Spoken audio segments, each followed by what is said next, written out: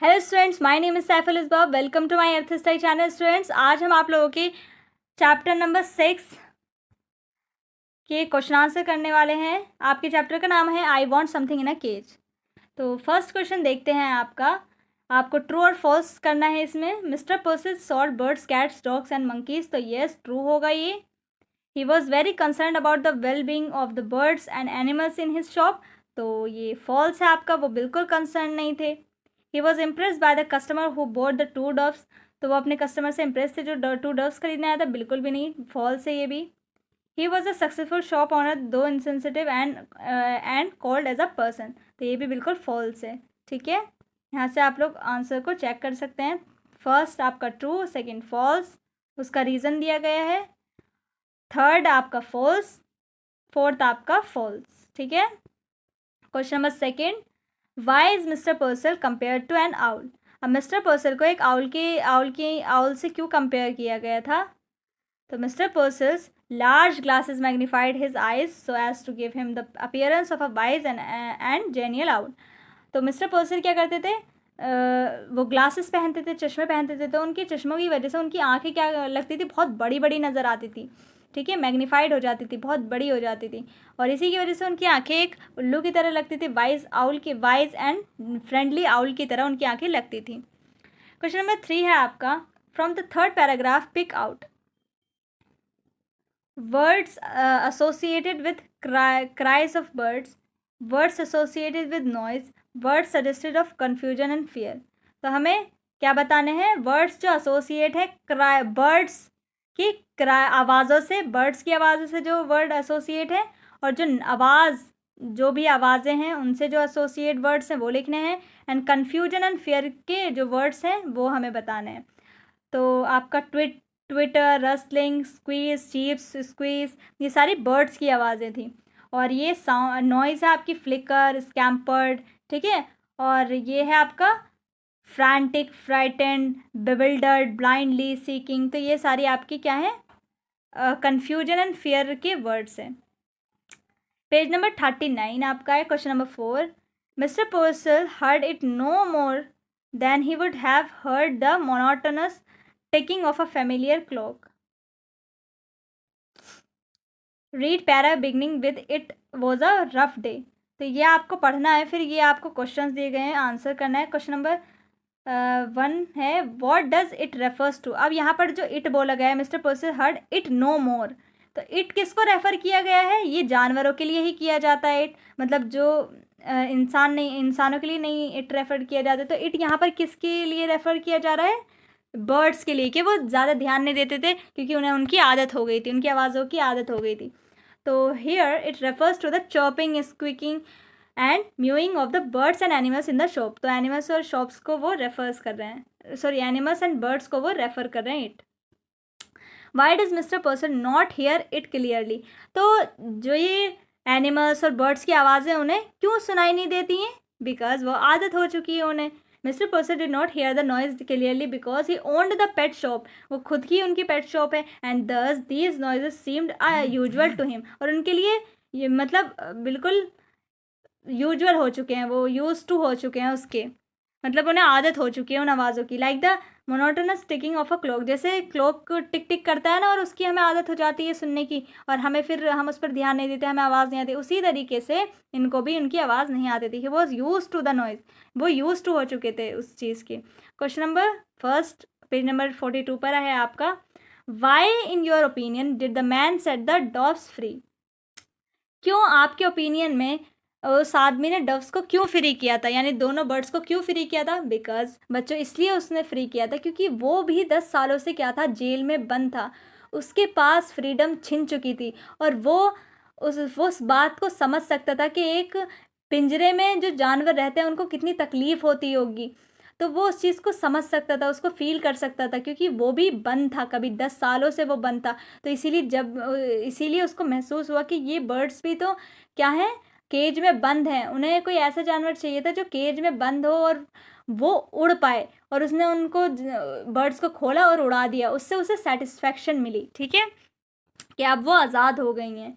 The man set the dogs free because he himself had been set free, क्योंकि वो ऐसे सोच रहे थे कि वो खुद फ्री हो गया हो. The description that he gave about how he had earn the $5 show he had been in prison. उसने कहाँ कमाए थे वो $5? प्रिजन के अंदर 10 सालों में कमाए थे. ऑन रिलीज, जब वो रिलीज हुआ, he had been given the $5 and a cheap suit. तो उसे क्या, जब वो रिलीज हुआ यानी जब वो फ्री हुआ जेल से, तो उसे क्या दिए गए? $5 दिए गए और चीप सूट दिया गया. He had been told not to get caught again. और क्या कहा गया उससे कि दोबारा मत पकड़े जाना. Knowing the importance of freedom, और उसे पता थी फ्रीडम की इम्पोर्टेंस, वो जानता था कि एक फ्रीडम मिलना कितना इम्पोर्टेंट है. किसी भी एक जिसके पास ज़िंदगी है, जो मतलब जीता जागता है, या जानवर हो, इंसान हो, सबको फ्रीडम चाहिए होती है. तो उसे इम्पोर्टेंस पता थी उस चीज़ की. He identified with the birds in the cage wanting to fly and to be free. तो उसने उन बर्ड्स को देखा और उन्हें फ्री कर दिया. Therefore he bought the 2 dogs using the money he had and then set them free. और उन्हें क्या किया, उनको ख़रीदा और उन्हें फ्री कर दिया. Question number 2. Why did it make Mr. Purcell feel vaguely insulted? Mister Purcell को वेगली इंसल्टेड, उन्हें इंसल्टेड फील क्यों हुआ? बिकॉज मिस्टर पर्सल क्या करते थे, उन्होंने बर्ड्स को केज के अंदर बंद करके रखा था, और जो वो इंसान था उसने ख़रीदा पैसे लगा के और वो डव्स को उड़ा दिया. तो उन्हें थोड़ा इंसल्ट फील हुआ. Mister Purcell on the pet shop and considered himself as a professional man. और क्या कंसिडर करते थे वो अपने आप को? मैं तो भाई प्रोफेशनल हूँ इस काम में. Customers bought birds and animals from him to keep as pets in their houses. अब जो कस्टमर आते थे उनकी शॉप पे, वो बर्ड्स और एनिमल्स को ख़रीदते थे पेट, एज अ पेट रखने के लिए अपने घर में. He thought that the man had desired the dogs desperately as he had spend all his income on it. और उन्होंने सोचा कि ये इंसान कितना डेस्परेट था इनको ख़रीदने के लिए. उसने अपनी सारी जो मनी थी वो भी दे दी, मतलब जो जो भी $5 थे वो सारे दे दिए मुझे, और ये बर्ड्स को ख़रीदा. That is why he sold the dogs to him a reduced price. और इसीलिए मैंने इसको इतने कम प्राइस में दे दी थी ये डॉग्स, क्योंकि वो उसको बहुत डेस्परेटली ये बर्ड्स जो थी वो चाहिए थी. Mister पर्सल was annoyed with the man because of his behaviour. Mister पर्सल जो थे वो बहुत परेशान हो चुके थे इसके बिहेवियर से, इस मैन के. The man did not show any interest when mister पर्सल started telling him about the care and feeding of doves. अब मिस्टर पर्सल जब उसे बता रहे थे कि डव्स को किस तरीके से हम फीड करना है, मैं आपको एडवाइस कर देता हूँ, तो वो उसमें बिल्कुल भी इंटरेस्ट नहीं था. Instead, he walked out of the shop and freed the 2 doves he had bought, throwing away the cage on the road. This made Mr. Purcell feel vaguely insulted. और उसने क्या किया, उसकी बातों पे बिल्कुल ध्यान न देकर वो बाहर निकला और केज खोला और उसने बर्ड्स को उड़ा दिया. और ये इससे फिर उस मिस्टर पर्सल को बहुत इंसल्टेड फील हुआ. Question number 1. Do you think the atmosphere of Mr. Purcell's shop was cheerful or depressing? Give reasons for your answer. बच्चों, आपको क्या लगता है कि मिस्टर पर्सल्स की जो शॉप थी वो चेयरफुल यानी खुश, बहुत हैप्पी थी, या फिर बहुत डिप्रेस थी? तो मेरे हिसाब से बच्चों वो डिप्रेस थी. ठीक है, मेरे हिसाब से तो डिप्रेस लिखना चाहिए, क्योंकि वहाँ पर सारे ही जानवर जो थे वो बहुत ज़्यादा परेशान थे. वो आवाज़ें निकाल रहे थे कि वो क्या है, वो खुश नहीं है, वो केज में बंद है. तो वो डिप्रेस थी दुकान. The atmosphere of Mr. Purcell's shop was cheerful because of the presence of so many chirping and squeaking birds and animals. However, all these birds and animals were in cages and no one can be happy when inside a cage. Atmosphere तो उनका ऐसा लगता था कि वो cheerful है, because बहुत सारी आवाज़ें, चर्पिंग की, बर्ड्स की, स्क्वीकिंग की, एनिमल्स की आवाज़ें. बट हाउएवर, फिर भी इसके बजाय बर्ड्स और एनिमल्स केजेस में बंद थे और वो खुश नहीं थे. व्हेन इनसाइड अ केज, जब वो बंद थे, hence the atmosphere was in a way depressing as well. तो इसीलिए क्या है, वो डिप्रेसिंग है था एटमॉस्फेयर वहाँ का. Question number 2. Describe the stranger who came to the pet shop, what did he want. अब जो स्ट्रेंजर उनकी दुकान में आया था मिस्टर पर्सल की, तो हमें वो उन्हें डिस्क्राइब करना है कि वो कैसे थे और उसे क्या चाहिए था. तो the stranger who came to the pet shop was wearing shiny shoes. तो उसने चमकते हुए शूज़ पहने थे और बहुत सस्ते, चीप, बहुत सस्ते. उसने क्या पहना था, सूट पहना था जो इल फिटिंग था, यानी उसे ठीक से फिट भी नहीं आ रहा था, बट न्यू सूट था, वो न्यू सूट था. He had shuttling glance and close cropped hair.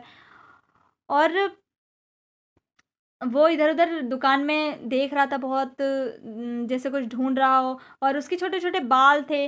He was gazing around the shop, और वो इधर उधर शॉप के घूर रहा था, और उसे he wanted something in a cage, और उसे कुछ ऐसा चाहिए था जो केज में बंद हो, कुछ केज में बंद हो कोई चीज़, उसे वैसी चीज़ चाहिए थी। Question number 3, the man insisted on buying the dogs because he was fond of birds, do you agree?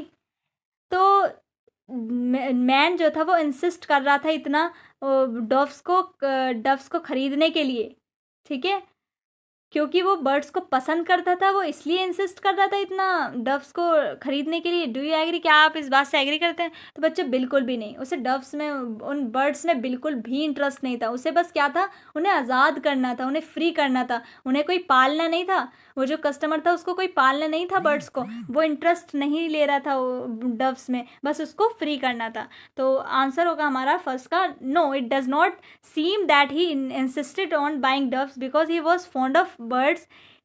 He did not ask for them straight away. He only said that he wanted something in a cage. उसने ये नहीं कहा था कि मुझे doves ही चाहिए, मतलब birds, white birds ही चाहिए। उसने बस ये कहा था कि मुझे कोई केज में बंद चीज़ चाहिए जो उड़ सके। Later he added that he wanted something that flew. This manner in which he conveyed what he wanted does not show that he bought the doves because he was fond of them. तो इससे हमें ये पता चलता है, और जब ये बात कही थी मिस्टर पर्सन ने कि मैं आपको इनके बारे में बता देता हूँ कि क्या खाते हैं, तब भी वो कोई इंटरेस्ट नहीं लेते। इन सब बातों से पता चलता है कि वो जो बर्ड्स थे उनमें कोई इंटरेस्टेड नहीं थे, बल्कि बस उन्हें आज़ाद करना चाहते थे।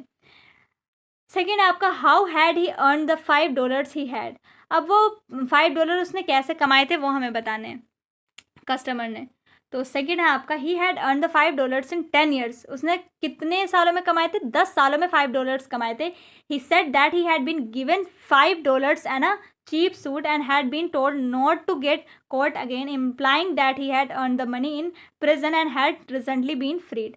अब वो जेल में था, 10 सालों तक उसने काम किया, तो तब उसे, जब वो फ्री हुआ तब उसे $5 मिले और एक सूट मिला। तो उसने इस तरीके से $5 कमाए थे। Question number 4, was the customer interested in the care and feeding of the doves he had bought? If not, why not? तो जो कस्टमर था, जो डव्स उसने खरीदी थी, जो बर्ड्स उसने खरीदी थी, क्या वो उनकी केयर करने में और उनको फीड कराने में क्या वो इंटरेस्टेड था? यानी जब वो मिस्टर पर्सर बता रहे थे कि इनको किस तरीके से फीड करना है, कैसे कैसे आपको ख्याल रखना है इनका, तो वो क्या इंटरेस्टेड थे कस्टमर जो थे? तो अगर वो नहीं थे तो क्यों नहीं थे? तो customer, no, the customer was not interested in the care and feeding of the doves he had bought. जो भी उन्होंने खरीदी थी वो बिल्कुल भी इंटरेस्टेड नहीं थे उनकी फीडिंग और केयर में। This was because he was going to set them free. बस उन्हें तो फ्री करना था, ठीक है, उन्हें कोई पालना नहीं था, सिर्फ क्या करना था उस कस्टमर को, जो स्ट्रेंज मैन था, उसको सिर्फ उनको आज़ाद करना था, इसीलिए उसने वो डव्स को ख़रीदा था। तो बच्चों ये थे आपके क्वेश्चन आंसर। यहाँ पर आपके क्वेश्चन आंसर कंप्लीट होते हैं। तो चलिए मिलते हैं नेक्स्ट वीडियो में, तब तक के लिए bye bye and take care.